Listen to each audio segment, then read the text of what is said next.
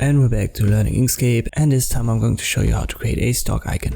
We need the two elements, so bars and the arrow. Let us create a bar first. We'll use the rectangle tool for that. Let me make that a black fill for now. Just freeform drag it, then Ctrl D to copy it. You can hold Ctrl when you position it to the right. Afterwards, readjust the height.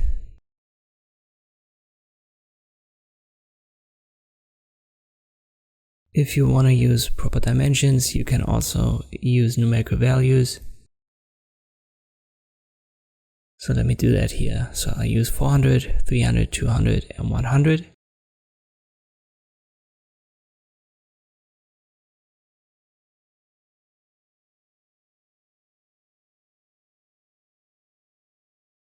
You can use the snapping to find the baseline, so make it snap and then drag it to the right, hold Ctrl, or drag it to the left in this case and hold Ctrl.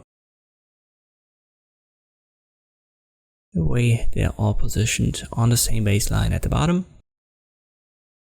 Go to Align and Distribute when you have it all selected and make sure that the distance between these bars is the same. So this is the first element. The second is going to be the arrow. Simply drag a line with the Bezier tool, left click and left click again. Then you can use the nodes tool.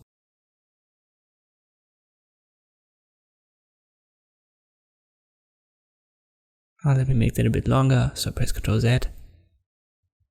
Click on a node and reposition it. Afterwards, hover over the line and you can adjust the curvature. You want to adjust the width under Fill and Stroke. You'll find that menu under Object, and then give it an arrowhead under Markers. You can adjust the curvature with the handles, readjust the nodes, whatever fits your taste. It's a good idea to turn off the snapping so that the handles don't snap to the bars.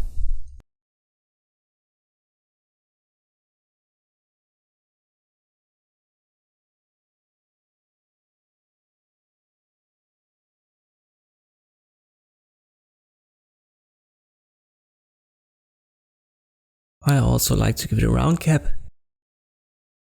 So this is what it does at the left bottom.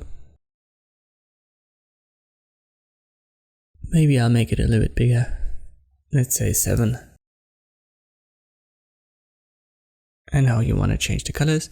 Keep in mind that this is the stroke color, so not a fill. You have to hold Shift and click on the color swatch to adjust the stroke. And for the bars we have a fill color.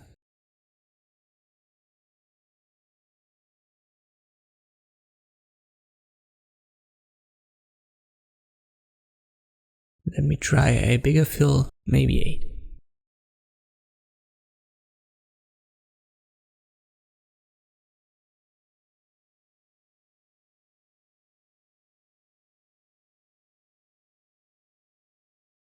Select it all and group it. When you size it down, hold Shift and Ctrl. You want to create a background, let's say a circle, hold Shift and Ctrl when you drag it.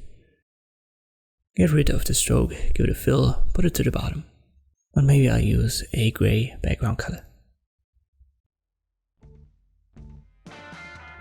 And this is how you can create such a stock icon in Inkscape. I hope this video was helpful, thanks for watching and I'll see you next time.